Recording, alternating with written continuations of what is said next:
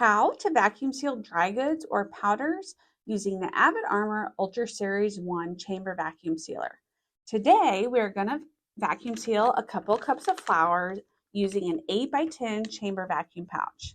It is important that whenever you vacuum seal any powders or dry goods to make sure you have plenty of headspace in your pouch. If you're using a mason jar or a canister, make sure there are several inches of headspace so that way the powders don't get sucked up through the tubing or into your vacuum port in the chamber vacuum sealer.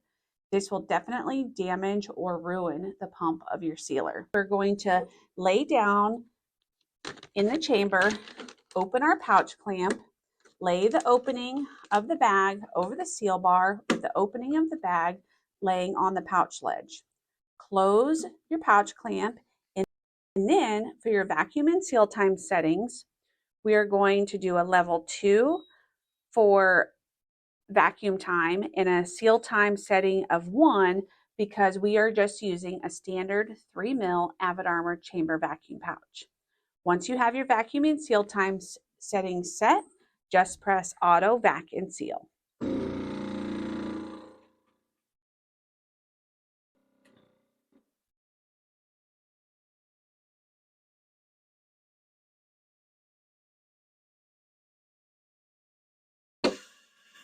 Now that it is complete, open the lid, open your pouch clamp, and remove the pouch. Always check to make sure that the seal is clean, consistent, with no wrinkles. You'll notice that it's hard as a rock and ready for storage.